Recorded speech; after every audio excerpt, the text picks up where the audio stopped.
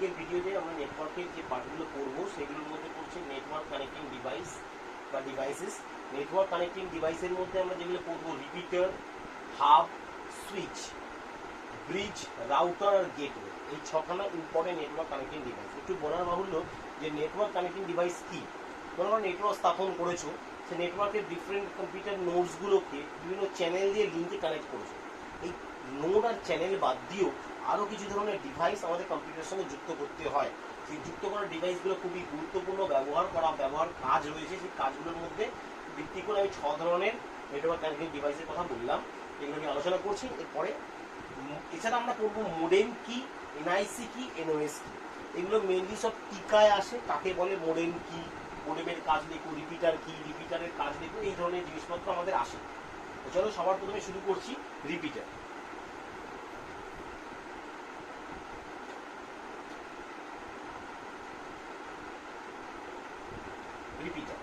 Repeater কিছুই নয়, repeater basically এক ধরনের নেটওয়ার্ক কানেক্টিং ডিভাইস যা সেন্ডার থেকে সিগন্যাল গ্রহণ করে তাকে রিজেনারেট বা অ্যাম্প্লিফাই করে রিসিভারকে পাঠিয়ে দেয়। তাহলে সেন্ডারের থেকে সিগন্যাল গ্রহণ করে, মানে সেন্ডার কোনো সিগন্যাল পাঠাচ্ছে একটা লং ডিস্টেন্স, সেন্ডার আর রিসিভারের মধ্যে দূরত্বটা অনেক বেশি, এত দূরত্বে ডেটা কমিউনিকেশন করা সম্ভব না। সেই সময় মাঝখানে এখান থেকে এত দিয়ে সিগন্যাল যেতে গেলে সিগন্যাল হয়তো লস্ট হয়ে সিগন্যাল পুরো শেষ হয়ে যেতে পারে, সিগন্যালটা পুরো নষ্ট হয়ে যেতে পারে। তখন কি করতে হবে, আমি এই মাঝখানে একটা যন্ত্র যুক্ত করে দিলাম, সেটা রিপিটার। রিপিটার কি হবে, এই যে সিগন্যাল যখন যাচ্ছে এই উচ্চ কম্পাঙ্কের সিগন্যালটা কোনো কারণে মৃদু হয়ে গেছে বাইরের ইম্পালস নয়েজ বা এই অ্যাটিনিউয়েশন দ্বারা, এই ইম্পালস নয়েজ দ্বারা যখন মৃদু সিগন্যালে পরিণত হয়েছে, সিগন্যালটা বিনষ্ট হওয়ার পূর্বে আমাকে রিপিটার এই ধরনের সিগন্যালটাকে বা এই মৃদু সিগন্যালকে গ্রহণ করবে, করে সেটাকে অ্যাম্প্লিফাই করে আবার রিজেনারেট করে সিগন্যালটাকে প্রেরণ করে দেবে রিসিভার এন্ডে। তাহলে রিপিটার এমন এক ধরনের নেটওয়ার্ক কানেক্টিং ডিভাইস যা কি কাজ করছে, সিগন্যালকে রিজেনারেট করছে বা অ্যাম্প্লিফাই করছে। ইহা মূলত ব্যবহার করা হয় লং ডিস্টেন্স ডেটা কমিউনিকেশনের জন্য, অর্থাৎ নেটওয়ার্কের দৈর্ঘ্য বৃদ্ধি করার জন্য রিপিটার ব্যবহার করা হয়। এরপরে আমরা যে দুটো জিনিস শিখবো, সেই দুটো জিনিস হচ্ছে হাব আর সুইচ। আমি এইদিকে হাবকে আলোচনা করছি। হাব বেসিক্যালি কি, মনে করো একটা হাব, সেই হাব কতগুলো কম্পিউটার সঙ্গে 1-to-1 কমিউনিকেশন দ্বারা যুক্ত আছে। মনে করো 1-to-1 কমিউনিকেশন দ্বারা যুক্ত আছে। আমরা স্টার টপোলজি পড়েছি, জাস্ট লাইক স্টার টপোলজি। প্রতিটা নোড ডিরেক্টলি তার নিজেদের মধ্যে কানেক্টেড না হয়ে সবাই ডিরেক্টলি কানেক্টেড 1-to-1 কমিউনিকেট বা ডেডিকেটেড লিঙ্ক দ্বারা কার সঙ্গে যুক্ত, হাবের সাথে। তাহলে কোনো এ যখন ডি কে তথ্য পাঠাবে, এ হাবকে পাঠাবে, হাব সেটাকে রিট্রান্সমিট করবে টু দা ডি। তাহলে এইখানে হাব থেকে ডি, এই হাব হচ্ছে সেন্ট্রাল কন্ট্রোলার বা মাঝখানে সেন্ট্রাল কন্ট্রোলার বা মাঝখানে সেন্ট্রাল হাব হিসাবে, সেন্ট্রাল কন্ট্রোলার হিসাবে ব্যবহার করছে, মানে কেন্দ্রীয় কম্পিউটার হিসাবে ব্যবহার করা হয়ে থাকে। হাব কি করছে, বেসিক্যালি হাবের কাজ হচ্ছে এ যদি কোনো তথ্য পাঠায়, সেই তথ্যটা হাবে পৌঁছানোর পর হাবের মধ্যে, হাব একটা মাঝখানে একটা ডিভাইস, এ কিন্তু ডিসিশন মেক করতে পারছে না। হাব সেই তথ্যটাকে বি কে পাঠাচ্ছে, সি কে পাঠাচ্ছে, ডি কে পাঠাচ্ছে, ই কে পাঠাচ্ছে, এফ কে পাঠাচ্ছে।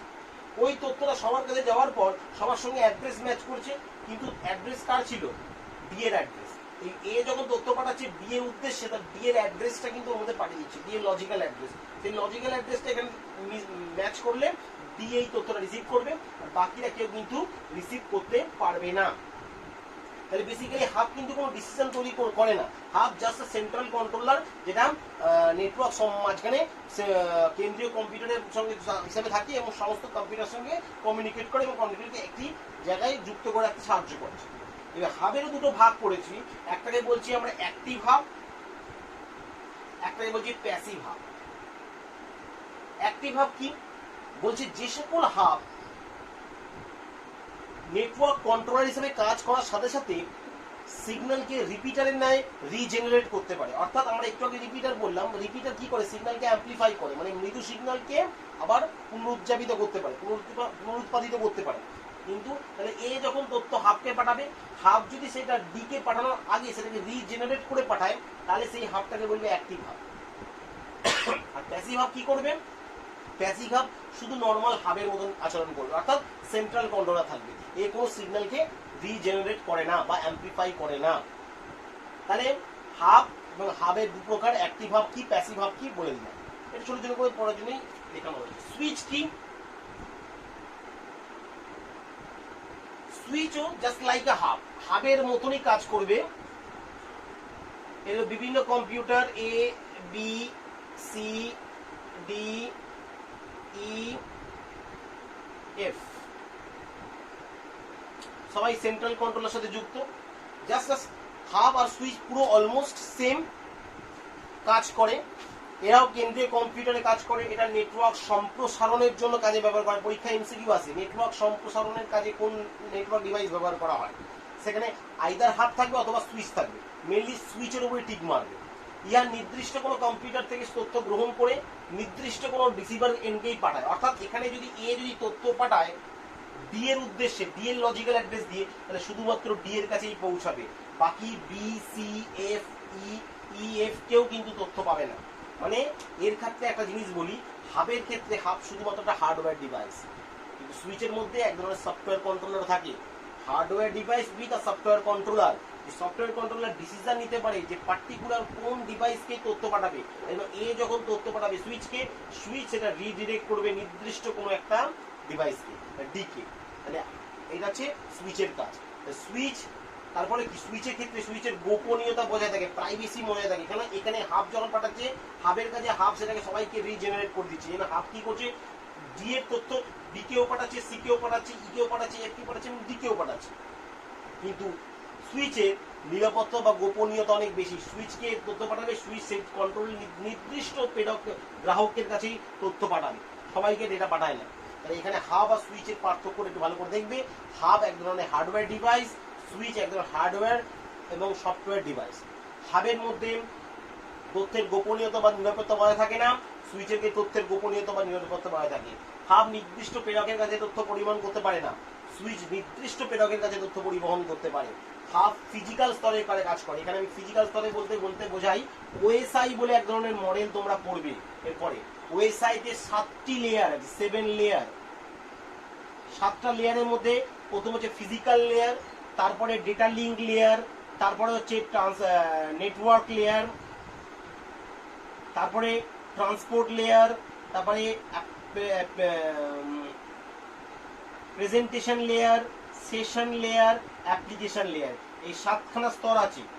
সবচেয়ে নিচের স্তর হচ্ছে ফিজিক্যাল স্তর। তাহলে হাব কিন্তু ফিজিক্যাল স্তরে কাজ করে, কিন্তু সুইচ একটু উন্নত মানের। সুইচ কিন্তু এই দুটো লেয়ার মিলিয়ে ডেটা লিঙ্ক স্তর পর্যন্ত কাজ করতে পারে। তাহলে হাব অনলি ফিজিক্যাল স্তরে কাজ করে, কিন্তু সুইচ ডেটা লিঙ্ক স্তরে কাজ করে, মানে এখানে ডিসিশন নিতে পারে।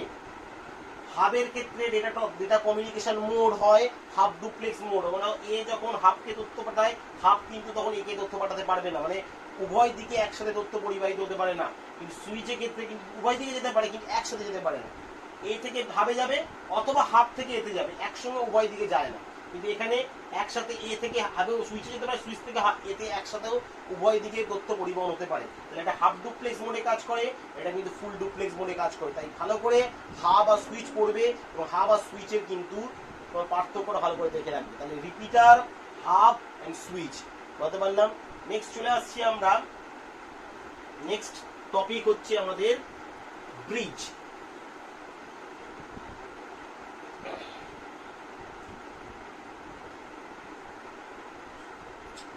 ব্রিজ বেসিক্যালি দুটো ল্যান্ড সেগমেন্টকে, মনে করো এটা ল্যান্ড 1, এটা ল্যান্ড 2, দুটো ডিফারেন্ট ল্যান্ডকে কানেক্ট করার জন্য ব্যবহার করা যে যন্ত্রটা, তাকে বলছে ব্রিজ। তাহলে ব্রিজ বেসিক্যালি দুটো ডিফারেন্ট ল্যান্ডকে বা দুটো ডিফারেন্ট ছোট স্মল নেটওয়ার্ককে, সেই নেটওয়ার্কের মধ্যে কমিউনিকেশন তৈরি করার জন্য ব্রিজ ব্যবহার করে। মনে করো এখানকার কোনো একটা কম্পিউটার, সে নিজেদের মধ্যে তো কমিউনিকেট করতে পারছে, কিন্তু এই কম্পিউটারটা এইখানে অবস্থিত কোনো কম্পিউটারের সঙ্গে কানেক্ট করতে চায়, তাহলে এদের মধ্যে কানেকশন বিল্ড আপ করতে পারবে না। তখন এখানকার এমন একটা যন্ত্র লাগবে যে যন্ত্রটা এ আর এর মধ্যে কানেকশন বিল্ড আপ করে, সেজন্য হচ্ছে ব্রিজ। এই তথ্যটা এই থ্রু দিয়ে ব্রিজের মাধ্যমে এখান থেকে তথ্যটা পাঠাবে বা তথ্য গ্রহণ করতে পারবে। তাহলে ব্রিজ এমন ধরনের নেটওয়ার্ক কানেক্টিং ডিভাইস যা যন্ত্র যা দুটি একই বা ভিন্ন নেটওয়ার্কের মধ্যে যোগাযোগ স্থাপন করতে পারে। দুটো একই বা ভিন্ন নেটওয়ার্কের মধ্যে যোগাযোগ স্থাপন করতে পারে।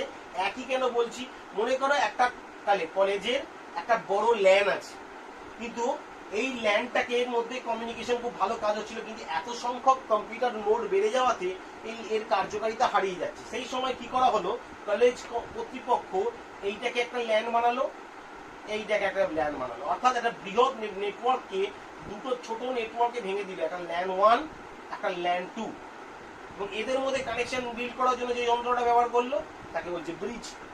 ব্রিজ এমন একটা ডিভাইস যেটা দুই বা ততোধিক নেটওয়ার্কে যুক্ত করতে পারে। ইভেন এমন হতে পারে যে আরেকখানা ল্যান্ড সেগমেন্ট, এগুলো অ্যাডভান্স ল্যান্ড, এবার অ্যাডভান্স ব্রিজ, এই কিন্তু আরেকটা কি করতে পারে যে এরকম আরেকটা ল্যান্ড 300 কানেক্ট করতে পারে। তাহলে দুই বা ততোধিক নেটওয়ার্কের মধ্যে লিঙ্ক তৈরি করার জন্য বা নেটওয়ার্ক মধ্যে ডেটা কমিউনিকেশন স্থাপন করার জন্য যে যন্ত্র ব্যবহার করা হয় তার নাম হচ্ছে ব্রিজ।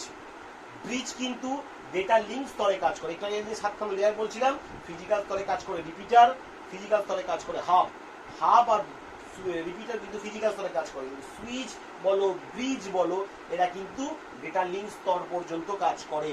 ডেটা লিঙ্ক স্তর পর্যন্ত কাজ করে, এমসিকিউতে আসে কিন্তু ডেটা লিঙ্ক স্তর পর্যন্ত কাজ করে সুইচ এবং ব্রিজ।